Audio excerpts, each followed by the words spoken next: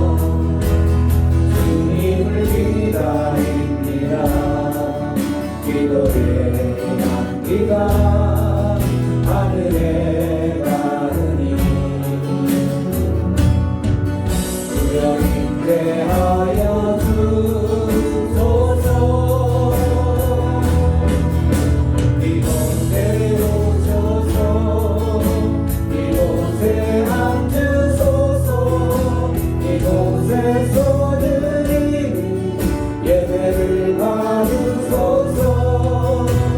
주님의 이름이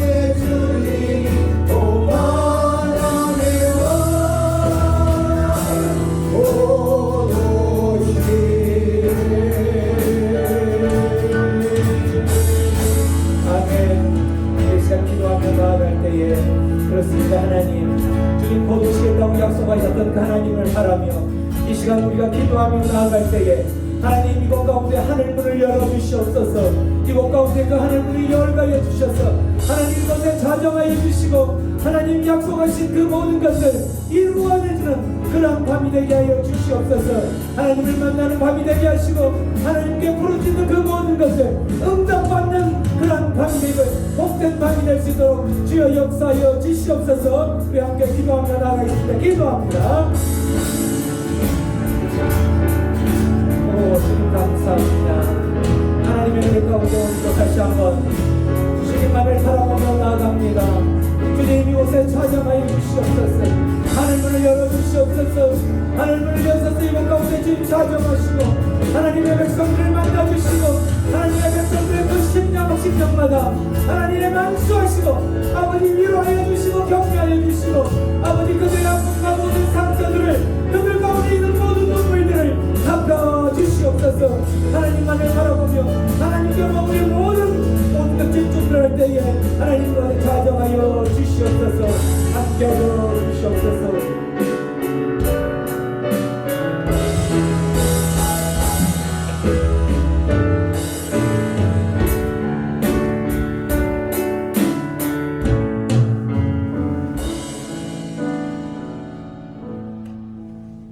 고마우신 하나님, 이곳 가운데 좌정하여 주시겠다고 약속하여 주셔서 감사합니다. 우리가 무엇이간데 하나님 그 사랑을 우리에게 주셨습니까? 우리가 무엇이간데 하나밖에 없는 아들을 십자가에 내어놓으시면서까지 우리에게 그 사랑을 베푸셨습니까? 우리는 연약하고 부족하고 그러한 사랑을 알지 못하고 깨닫지 못해서 지금껏 세상 가운데 있었는데 하나님께서 우리를 택하시고 하나님의 자녀로 불러주셔서 오늘 또 하나님께 예배자로 서게 하여 주시니 감사합니다. 하나님의 말씀으로 주님 앞에 예배하고 찬양으로 예배하게 하시고 기도로 주님께 예배하게 하여 주시옵소서. 그렇게 하실 주님께 우리의 인생의 모든 것을 의탁하옵고 감사하며 예수님의 이름으로 기도합니다. 아멘. 하나님의 말씀 오늘 민수기 10장 말씀입니다. 10장 11절로 31절까지 말씀인데 고난은 축복의 지름길이라는 주제로 하나님의 은혜의 말씀 앞으로 나가겠습니다. 말씀은 전체가 다 길기 때문에 부분만 읽겠습니다. 말씀 앞에서 우리의 선포, 주의 말씀은 내 인생의 빛입니다. 주의 말씀은 내 삶을 변화시킵니다. 주께서 말씀하신 대로 나는 하나님의 사랑받는 자녀입니다. 아멘. 나는 축복의 통로입니다. 오늘도 주의 말씀에 마음의 문을 엽니다. 말씀하여 주옵소서. 듣고 깨닫고 말씀대로 살겠습니다. 아멘. 오늘 말씀 한 절씩 저와 함께 교독합니다. 둘째 해 둘째 달 20날에 구름이 증거의 성막에서 떠오르매 이스라엘 자손이 시내 광야에서 출발하여 자기 길을 가더니 파란 광야에 구름이 머무니라. 이와 같이 그들이 여호와께서 모세에게 명령하신 것을 따라 행진하기를 시작하였는데 서둘러 유다 자손의 진영의 군기에 속한 자들이 그들의 진영별로 행진하였으니 유다 군대는 아미나답의 아들 나손이 이끌었고 다음으로 단 자손 진영의 군기에 속한 자들이 그들의 진영별로 행진하였으니 이 군대는 모든 진영의 마지막 진영이었더라. 단 군대는 암미사대의 아들 아히에셀이 이끌었고 그들이 여호와의 산에서 떠나 산길을 갈리에 여호와의 영향계가 그 산길에 앞서가며 그들의 쉴 곳을 찾았고 함께 읽습니다. 그들이 진영을 떠날 때 낮에는 여호와의 구름이 그 위에 덮었더라. 아멘.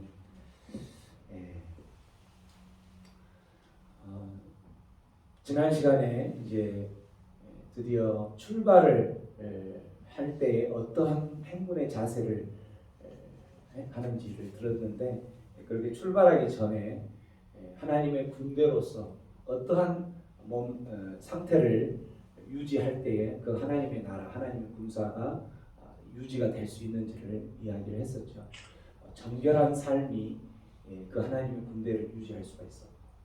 또 그 하나님의 사람들이 모여 있는 그 교회, 하나님의 나라는 화목과 일치, 또 헌신과 축복의 자리를 사모하는 그런 사람들에게 하나님의 나라는 유지가 된다.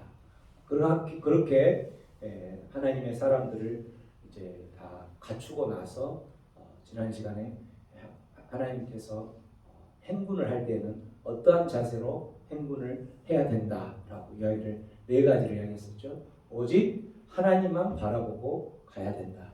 우리 인생의 그 신앙 여정 중에서도 마찬가지. 하나님만 바라보고 가야 된다. 두 번째는 우리가 살아갈 때에 중심이 된 그 삶이 중심이 된 삶이 교회 중심의 삶, 하나님 성전 중심의 삶. 그 이스라엘 진영들이 성전을 중심으로 모든 막사를 진영을 뒤를 치고 그렇게 살았던 것처럼, 그렇게 또 하나님의 인도함을 받았던 것처럼 성도의 삶은 한 걸음 한 걸음 걸어갈 때 교회 중심으로 살아가야 된다. 세 번째는 천국에 도착할 때까지 우리 하나님께서 약속하셨는데 내가 너희와 함께 할 것이다. 그거를 늘 기억하면서 살아가는 호람되어 신앙을 가지고 살아가야 된다라고 했었죠.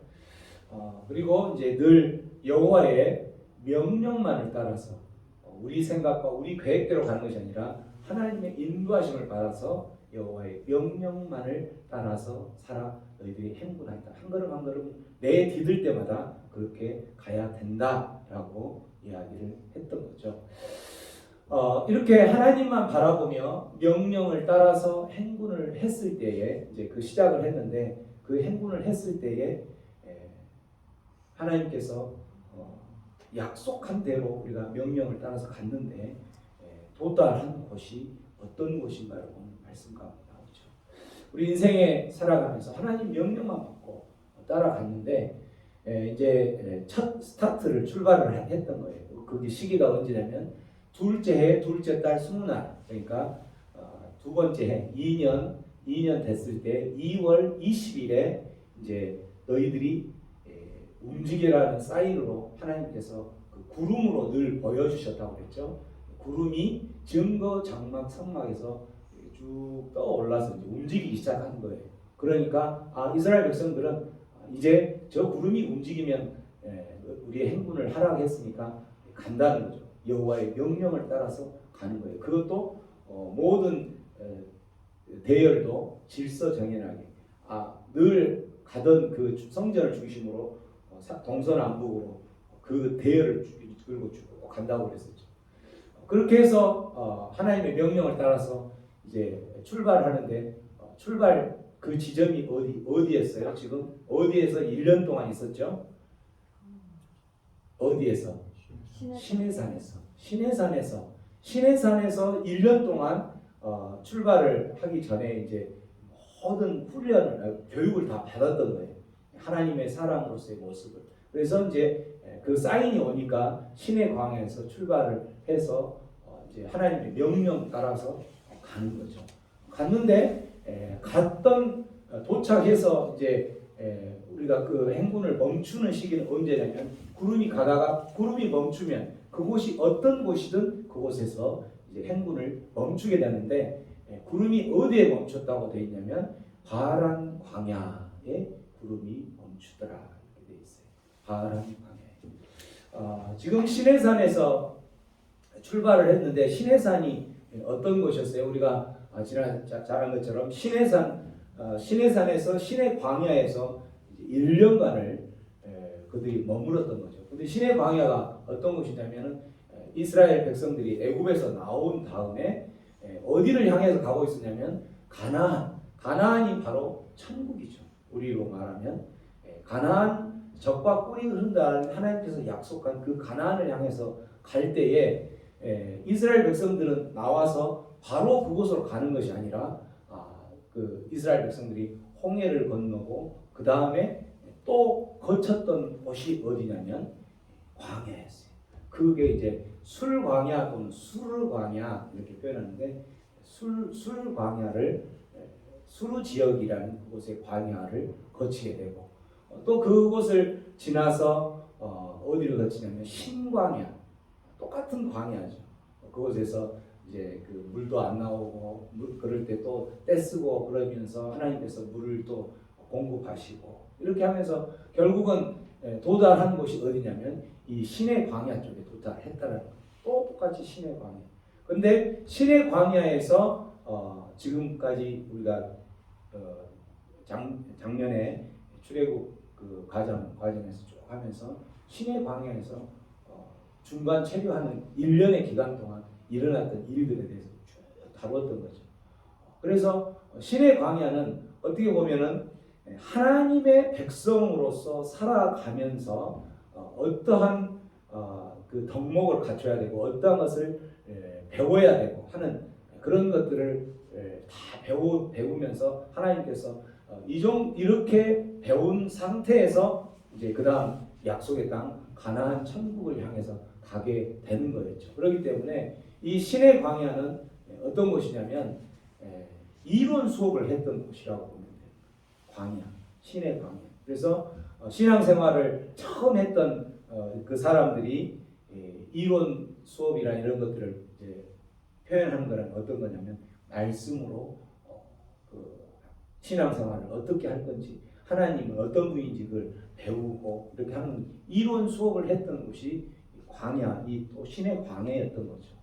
그래서 이들은 이제 1년이라는 기간 동안 그곳에서 율법도 갖고 또 하나님으로부터 그 예배할 수 있는 성막을 만드는 방법, 성막에서 또 그러한 그 의미나 이런 것들을 우리가 쭉 살펴봤었죠.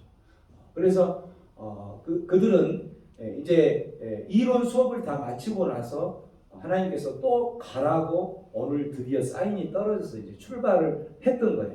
출발을 했을 때에 하나님께서 출발을 했던 그곳에서 이제 가다가 분명히 너희들이 여기서 지금 배운 것에 대한 부분이 기억날 때가 있을 것이다. 그럴 때 너희들은 어떻게 이겨내고 어떻게 또 살아야 할 것인지를 이야기를 하는 거예요. 그래서 이 신의 광야의 모습은 우리의 인생에서도 마찬가지 이론 수업을 받았던 그런 시기하고 똑같은 거죠. 그래서 내 인생의 신의 광야는 어디였을까? 구원을 받은 위치가 어디냐면 애굽에서 출애굽에서 나올 때가 구원 받은 때라고 본다면 구원 받아서 신앙생활을 쭉 하는 중에 신의 광야에서처럼 말씀으로 무장되고 또 예배를 어떻게 하는 건지 배우고 이런 시기가 바로 내 인생의 신의 광야의 시기였던 거예요. 여러분의 신의 광야의 시기는 지금 신앙생활을 처음 하고 있는 분들은 지금 시기가 바로 신의 광야의 시기라고 보면 되는 거죠. 구원을 받고 또 살아가는데 그러한 것을 하나씩 지금 배우고 있는 단계다. 그러니까 신의 광야에서 그래서 이제 1년 동안 어느 정도 철두철미하게 이렇게 배웠다라고 했는데 하나님께서 이제 너희들이 움직일 때에는 이렇게 구름이 움직이면 움직인다라고 해서 이렇게 하나님의 명령을 따라서 그곳에서 수업을 잘 받고 출발을 했는데 또 그 출발을 해서 도달한 그곳이 바로 어디냐면 바란 광야라. 또 광야예요. 또 광야. 지금 정도 이 정도 됐으면은 이제 충분히 교육 받았으니까 이제 바로 저 가나안 천국이라는 곳에 보내줘도 될 것 같은데 하나님께서 보내주지 않는 거예요. 바란 광야에 이제 성경에서 이제 앞으로 계속 나올 건데 어디쯤에 도착하게 되냐면은 가데스 바네아라는 곳인데 가데스 바네아라는 곳은 가나안 남쪽 경계 지역이죠. 그러니까 거기서 이제 바로 넘어가면 가나안이에요. 근데 거기서 더 이상 넘어가지 못하고 바란 광야의 가데스 바네아 지역으로 남게 된다는 거죠. 왜 하나님께서는 이 바란 광야에 남겼을까? 이거 지도상으로 보면은 똑같이 이렇게 돼 있죠. 가나안 천국을 향해서 애굽에서 나와서 수르 광야, 술광야라는 곳에 그곳을 지나서 신광야를 지나고 신광야 쭉 밑으로 내려오면 이제 신의 광야에서 그곳에서 훈련을 충분히 받고 했는데 또 바란 광야라는 곳으로 보냈다는 거죠. 왜 하나님께서는 충분히 이론 수업만 했으면 됐을 건데 이 바란 광야에서 또 우리가 잘 아는 것처럼 이곳에서 이제 그 이스라엘 백성들을 훈련을 또 시키는 훈련을 38년이라는 기간을 택하는 거죠. 왜 그렇게 택했을까? 이 바란 광야가 어땠길래 너희들이 예수님께서 말씀하셨던 거죠. 너희들이 세상 가운데에서 살아가는 동안에는 반드시 이제 천국에 들어가기 전에 거쳐야 될 것이 있다. 그 거쳐야 될 게 바로 뭐냐면 고난이라는 거죠. 그 고난이 환난인데 세상에서는 너희가 환난을 당한다. 언제까지? 하나님 품 안에 가기 전까지는 환난을 당하는 것이기 때문에 환난 당할 때에 내가 믿음의 자녀로 살아가면서 환난 당할 때에 이상하게 여기지 말라라고 이야기를 하셨죠. 예수님께서. 왜? 그러한 과정을 거치지 않으면 너희들이 이 가나안이라는 천국이라는 곳을 갈 수 없다라는 거예요. 또 사도 바울이 디모데후서에 보면 사도 바울이 뭐라고 이야기했냐면 무릇 그리스도 안에서 경건하게 살고자 하는 자들, 이게 바로 성도들이죠. 하나님의 자녀로서 살아간다고 하면서 하나님의 자녀들의 마지막 목표는 가나안이죠. 천국이라는 곳인데 천국에서 가려고 하는데 그들은 반드시 뭐가 있냐면 핍박이 뒤따른다라고 이야기를 했어요.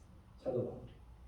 그 핍박이라는 부분을 통해서 핍박을 견뎌내고 그 다음이 이제 너희들에게 가나안이라는 천국이 길이 열리게 된다라고 이야기를 했던 거죠. 사도 바울도 베드로도 뭐라고 이야기했냐면 선을 행함으로 고난을 받는 것이 누구의 뜻이다? 하나님의 뜻이다라는 거예요. 우리가 선을 행한다라는 것은 뭐냐면 우리의 삶의 가치, 삶의 그 모습을 어디에 두고 살아가는 사람을 선을 행한다고 하냐면 하나님께 세상에 그 어떤 목표를 두는 것이 아니라 하나님께 우리의 목표를 두고 살아가는 그 모습이 선을 행하는 모습이라는 거예요. 세상 사람들은 이렇게 살지만 나는 하나님의 자녀로서 이렇게 살아간다. 이게 바로 선을 행하는 모습인 거죠. 근데 선을 행하는 그 중에 아니면 선을 행하기 위해서 보다 보면은 반드시 뒤따르는 게 있는데 뭐가 뒤따르냐면 고난이 뒤따른다. 근데 이것을 베드로는 뭐라고 이야기하냐면 이게 하나님의 뜻이라는 거예요. 어디에 도달하기 위해서? 가나안, 이 천국에 도달하기 위해서 반드시 거쳐야 할 하나님의 뜻이다라고 이야기를 했던 거죠.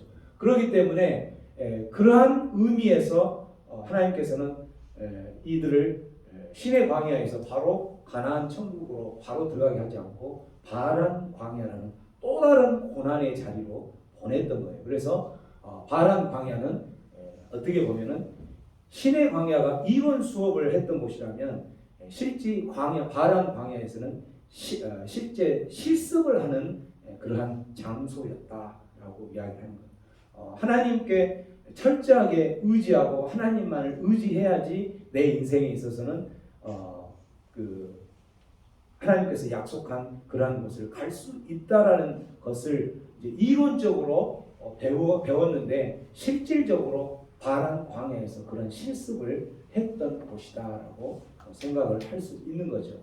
그래서 이 바란 광야가 우리 인생에 있어서도 똑같이 있는 거죠. 우리가 이제 신앙생활을 이렇게 하면서 하나님에 대해서도 배우고 이렇게 배우지만 이제 신앙의 성숙이 있고 그런 사람들이 또 반드시 거쳐야 할 곳이 있는데 그곳이 어디냐면 바란 광야라는 거예요. 그곳이 우리가 살아가면서 어디겠어요? 우리가 신앙생활을 하면서도 또 우리의 발걸음은 세상 가운데 나가서 믿지 않는 사람들과 그들을 전도를 하든지 뭘 하든지 그들과 함께 생활을 하면서 그곳에서 결국은 똑같이 고난을 당한다는 거예요. 무엇 때문에? 주님 때문에, 주님의 이름 때문에 고난을 당하는 그 기간이 이제 우리가 신앙생활하면서 성숙되어질 수 있는 기간이 되는데, 그게 바로 우리 인생의 바란 광야의 시기가 되는 거죠. 그래서 대부분 믿음의 사람, 믿음을 처음 시작하는 사람들이나 또 믿지 않았던 사람들이, 예전에 믿었던 사람들이나 이런 사람들이, 믿었던 사람들이 믿음을 떠났던 사람들은 어떤 생각을 갖고 떠나게 되는 거냐면, 대부분 하나님을 믿으면, 내가 신앙생활하면서 하나님의 자녀가 되면 내 삶에는 꽃길만 있을 거라고 생각을 했던 사람들이 주로 떠나는 거예요. 왜? 하나님을 믿었는데 오히려 더 힘든 거예요. 하나님을 믿었는데 우리 집안에는 더 나쁜 일만 일어나는 거예요. 또 하나님을 믿었는데 주변에 계속 더 핍박과 어떻게 보면 그런 환란이 더 많이 생기는 거예요. 그런 것들을 견딜 때에 내가 하나님을 믿으면 내 삶 가운데는 항상 평강만 있어야 될 것이고, 내 삶의 모든 부분이 만족함이 있어야 될 것인데, 그런 것보다는 오히려 왜 더 힘들지? 라고 생각하면서 내가 선택을 잘못한 것 같다. 내가 믿는 하나님은 내가 원래 애초부터 생각했던 그런 모든 것들을 다 해결해 주는 그런 하나님이 못 되는구나 라고 생각하면서 떠나버린다는 거죠. 우리의 인생에 하나님께서는 우리가 신앙생활을 할 때에 신앙생활 함으로 인해서 저 바란 광야에처럼 더 힘든 고난을 우리에게 맛보게 될 수도 있다라고 이야기를 하시는 거예요. 그렇지만 하나님께서 약속하신 것은 너희들이 어디 가든 지난주에 봤던 것처럼 천국에 가는 그 순간까지 내가 너희와 늘 함께 한다라는 거예요. 함께 하면서 너희들 그곳으로 인도하는 거기 때문에 지금 겪는 이 바란 광야는 잠시 잠깐의, 하나님의 시간을 보면 잠시 잠깐이에요. 우리 인간의 시간을 보면 38년이라는 엄청난 긴 시간인 것 같지만, 하나님의 시간으로 보면 1000년이 한 시간으로, 하루 정도로밖에 생각이 안 되기 때문에 하나님의 시각으로 보면 잠시 잠깐인 거예요. 그렇기 때문에 그 하나님을 정말 믿는다면 이 바란 광야에서 오랜 시간 정말 더 이상 끝이 안 날 것 같은 고통과 고난의 시간이 그 시간 가운데 있을지라도 그 광야를 이겨내야 된다는 거죠. 그래서 우리의 삶 가운데서도 바란 광야가 올 때에 광야, 그 고난이 가나안을 약속받을 수 있는 축복의 지름길이라는 것을 우리가 깨닫고 살아간다면, 우리의 삶 가운데서 고난 가운데 하나님을 떠나는 일은 없고, 오히려 그 하나님께서 약속하신 축복을 기대하면서 그 고난을 이겨낼 수 있는 자가 될 줄 믿습니다. 대부분 사람들이 신앙생활을 시작할 때에 대부분은 본인이 연약했을 때에 시작하는 게 많죠. 어떤 질병을 가졌다거나 어떤 경제적인 문제나 이런 부분에 있어서 너무 힘들 때에 대부분 이제 그때 전도가 잘 되니까. 그런데 그렇게 해서 이제 신앙생활을 시작을 했는데 뭐 어떤 결과가, 예를 들면 정말 잘 풀려서 그렇게 신앙생활을 하는 사람도 있지만, 그렇게 했는데도 결과는 여전히 똑같거나 아니면 더 힘들어질 수 있는 그런 상황이 됐을 때에, 그때에 그 과정을 넘겨야 되는데 그걸 못 넘기다 보면 하나님의 자녀로서 뿌리를 내리는데 못 내리는 거죠. 그래서 그런 사람들은 그 광야의 시기, 고난의 시기가 결국 우리가 하나님의 그 축복을, 약속된 축복을 받을 수 있는 지름길이라는 것을 깨닫지 못한 사람들의 모습이 된 거죠. 그 미국의 이제 어느 한 주에서 이렇게 그 반신불수가 돼가지고 이제 거의 활동도 못하고 거의 이렇게 이제 죽어가고 있는 그런 사람이, 그 사람에게 있어서는 아무런 소망이 없겠죠, 그죠? 그런 사람이 어느 날 어떤 생각을 했냐면, 내가 이렇게 반신불수 되어서 그냥 생명만 까딱까딱 넘기고 있다가 결국은 죽게 될 건데 그렇게 사는 거하고 그냥 오늘 당장 죽는 거하고 뭐가 나을까 이런 생각을 해보면서 보통 사람들은 그런 생각에 극단적인 선택을 하는 거죠. 근데 그 사람이 내가 반신불수돼서 이렇게 죽더라도 살아있는 나의 호흡을 하는 동안만큼은 그래도 뭔가 할 수 있는 걸 한번 해보다가 죽어야 되겠다 이런 생각 갑자기 들어서 그가 택한 게 뭐냐면 그림을 그리는 걸 택했어요.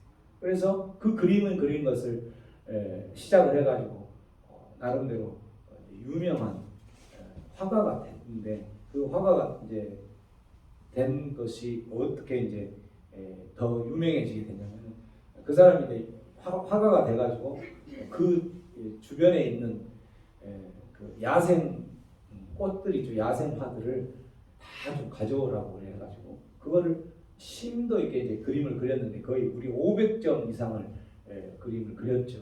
근데 이제 그 그림을 그렇게 그렸는데 우연히 그 그림을 보고 이제 너무 좋으니까 누가 그거를 봤냐면은 하버드대 그 소속된 어떤 그 관계자가 그걸 보더니 너무 이거 좋은 거예요. 그래서 하버드대 그 뮤지엄 같은 그런 곳에 이걸 보관하고 싶다고 해가지고 그걸 이제 사고 가려고 하는 그 하버드대가 그 주에 있는 게 아니기 때문에 그 소식을 듣고 그 주에 있는 주지사가 이렇게 잘된 그림을 가지고 우리 주를 떠나면 안 된다 해가지고 그 주에서 오히려 하버드에서 살려고 했던 것보다도 2배, 3배 이상 가격을 줘가지고 500점 이상이 되는데 그 사람이 결국은 거의 인생의 말년에 떼부자가 된 거죠. 왜 그 사람은 그런 인생의 그러한 축복을 받을 수 있는 상황이 됐을까요?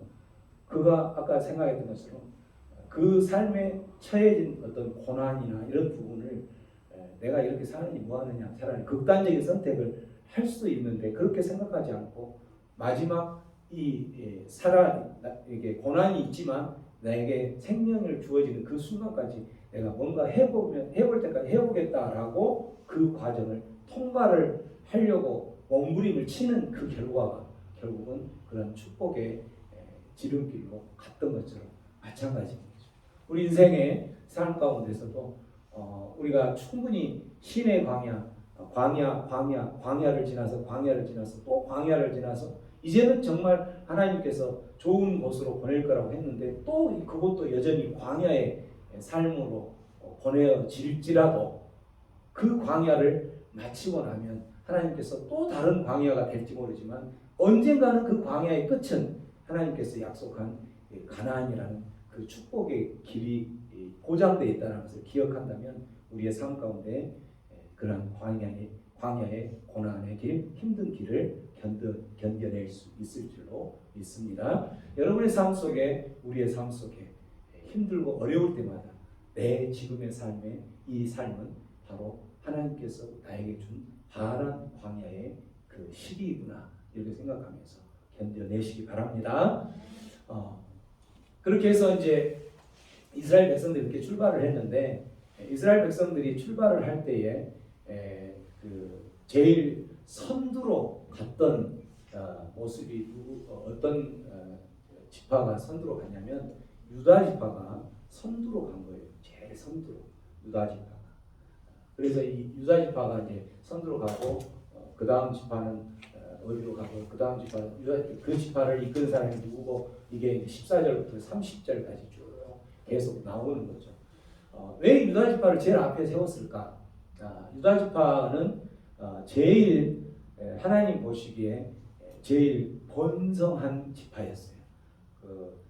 지금 우리가 민수기가 그 각 지파별로 숫자를 다 카운트를 했다고 그랬죠. 근데 제일 많은 지파이기도 하고 또 예수님이 어디 지파에서 어디 자손의 후손으로 나오게 되냐면 유다 자손의 후손으로 나오는 거죠.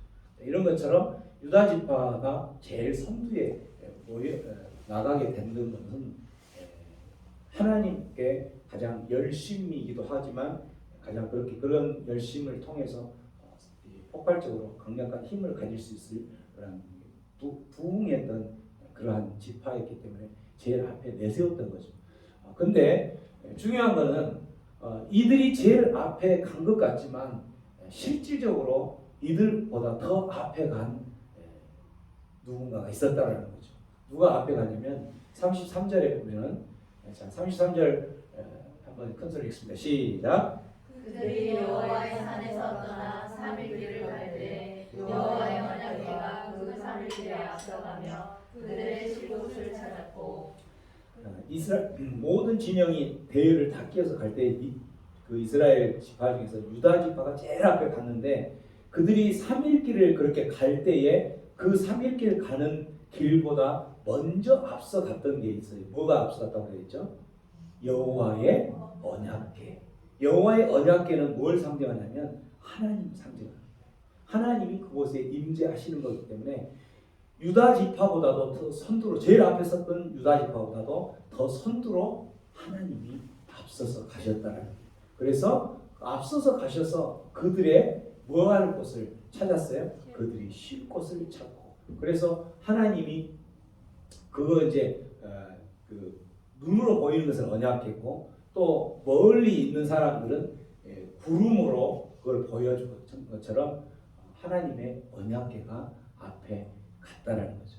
이 말씀은 우리에게 어떤 의미냐면은, 아무리 자기가 그 유다 지파처럼 강력하고 자기 능력으로 모든 것을 할 수 있을까, 그렇게 번창하고 힘이 있는 그러한 지파일지라도 결국은 누구의 도움으로 가야지 그 행군이 성공할 수 있냐면 하나님의 도움으로 가야 된다는 거죠. 대부분 사람들은 이제 처음에는 하나님의 도움을 받고 가다가 자기 힘이 좀 생기면은 하나님의 도움은 점점점 무시하고 자기 생각과 자기 힘으로, 자기 계획대로 가려고 하는 경우가 많죠. 그러나 하나님께서 원하시는 것은 아무리 그렇게 힘이 세고 강력한 유다 지파일지라도 결국은 너희들을 인도하는 주체 세력은 누구냐면 하나님이라는 거예요. 그 하나님을 의식하며 살아가는 자만이 성공할 수 있다는 거예요.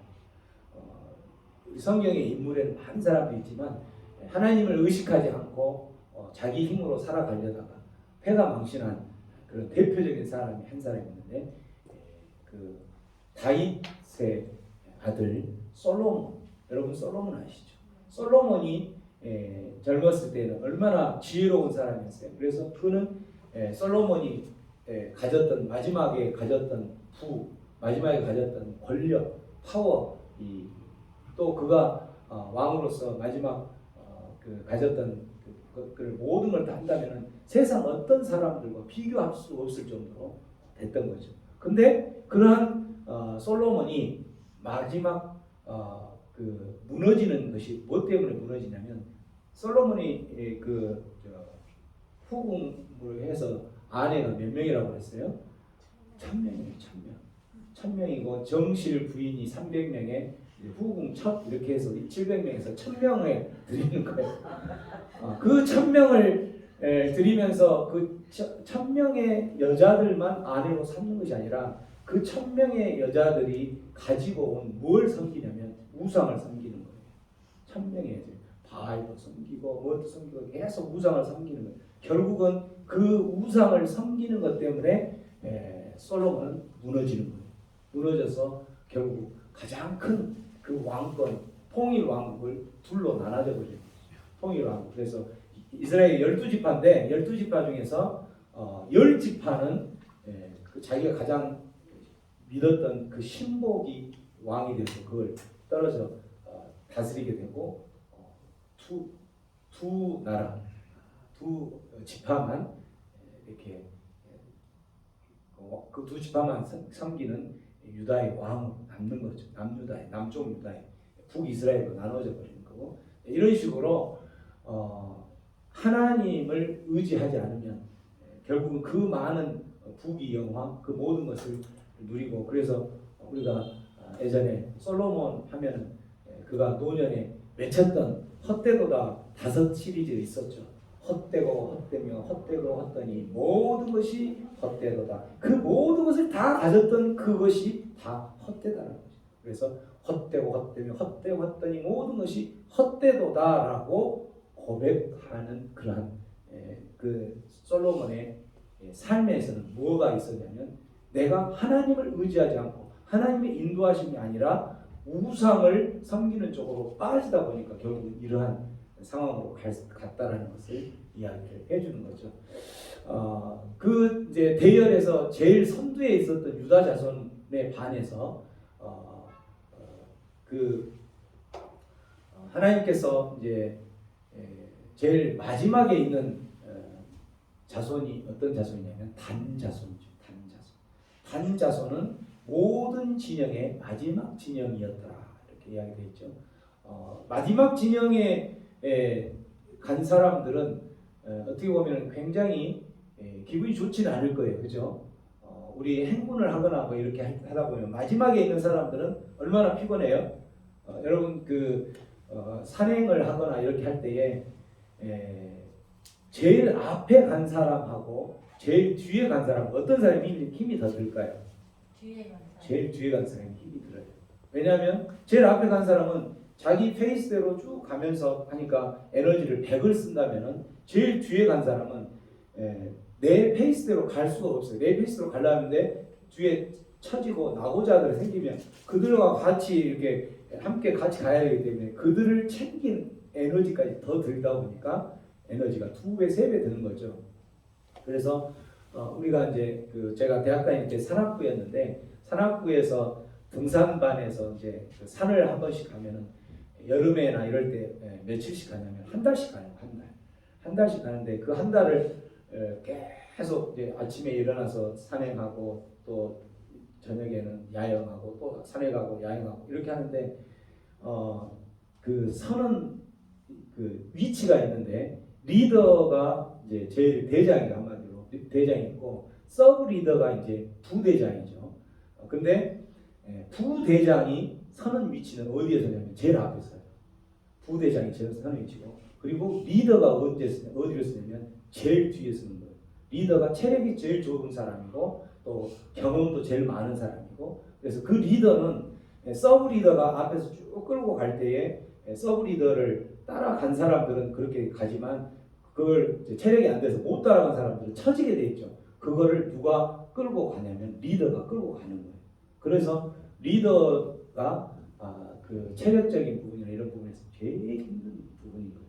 그래서 어떻게 보면은 이 진영의 제일 마지막 진영의 단 자손을 이제 있게 했는데 단 자손이 유다 자손에 비해서 뭐 이렇게 제일 못나서 그랬는지 어쩐지 그건 잘 모르지만 하나님이 어떤 계획이 있는지 우리는 모르지만 여기서 우리가 알 수 있는 것은 단 자손은 그렇게 하나님의 그 질서로 하나님께서 명령하신 질서대로 제일 뒤에서 했지만 그 제일 뒤에서의 그 역할들을 잘 감당했던 거예요. 그래서 결국은 그 행군이 나중에는 성공적으로 가게 되는 건데 우리는 이 단 자손의 모습을 보면서 깨달아야 될 게 있는데 어떤 것을 깨달아야 되냐면 마지막 진영은 아까 이야기했던 것처럼 고난의 자리인 거예요.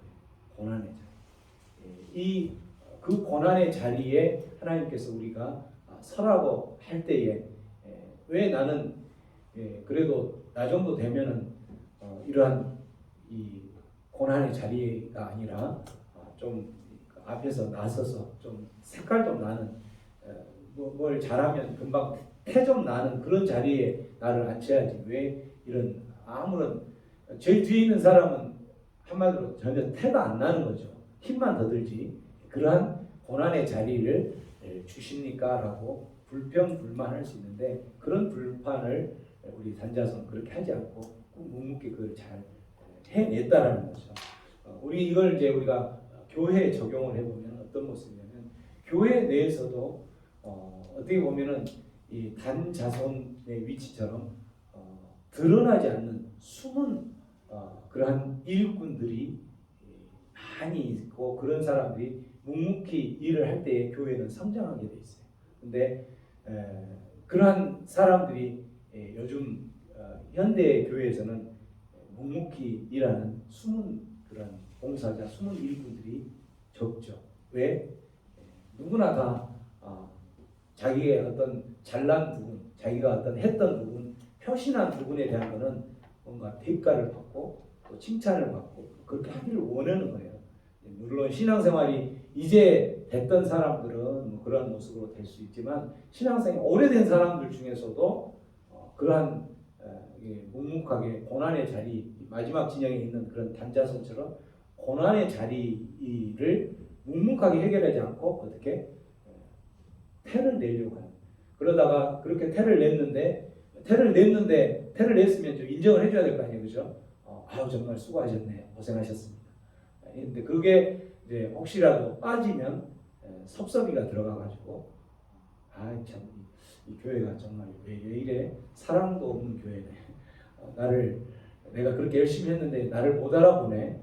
이 보석을 못 알아보는 이 교회에 내가 있을 이유가 없지라고 교회를 떠나버린 사람도 있다는 거예요. 지금 여기에 있는 사람은 그런 사람은 없겠죠.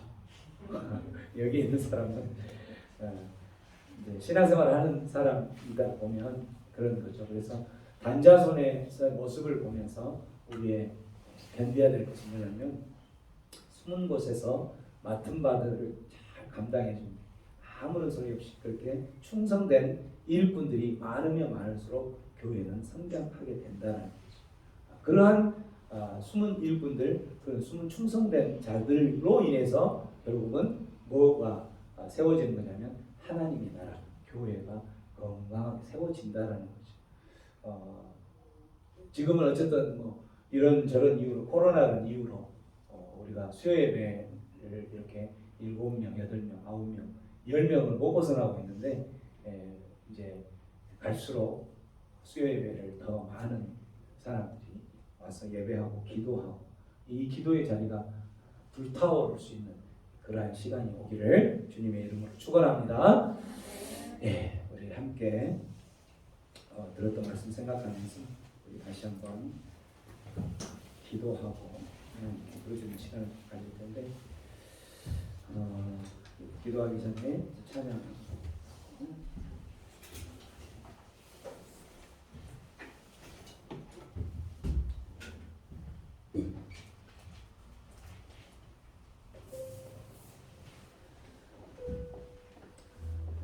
힘들고 지친 그래서 넘어져 있는 우리들에게 하나님께서는 다가오셔서 말씀하시죠. 너는 내 아들이다. 내가 택한 내 아들이다. 라고 말씀하시죠. 하나님께서 우리에게 늘 말씀하실 때에는 우리가 기쁘고 세상적으로 잘 나갔을 때 다가오시는 것이 아니라 우리가 정말 힘들 때 우리가 너무 힘들어서 주저앉아서 포기하고 아무것도 못할 것 같은 그런 상황일 때에 하나님 말씀하시는 거죠. 아들아, 딸아, 너는 내 아들이다. 딸아, 너는 내 딸이다. 보배로운 딸이기 때문에 이제는 일어나다. 내가 있지 않니라고 말씀하십니다. 그 하나님 생각하면서 우리 하나님께 다시 한번 나가겠습니다.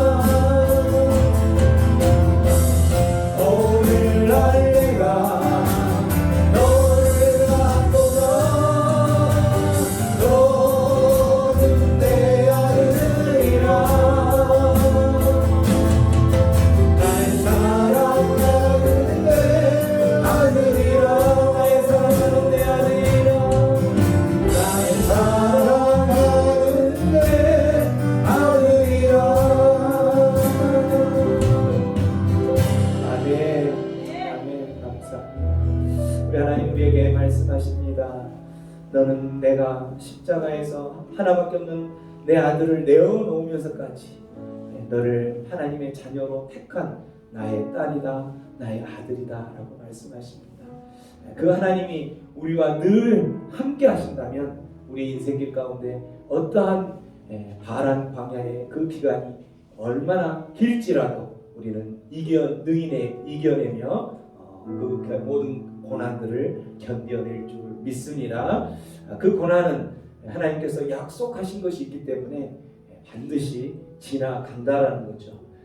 그 고난이 영원히 끝이 안 난다면 우리에게는 소망이 없지만 하나님께서 약속하신 것, 내가 너희를 반드시 마지막에는 가나안 저 천국 축복의 길, 형통의 그 축복이 있는 그곳으로 너희를 인도할 것이다 라고 말씀하셨습니다. 우리 그 하나님이 우리의 삶 가운데 늘 함께 하신 것에 감사하며 예수 늘 함께 하시네. 이 찬양 다시 한번 하겠습니다.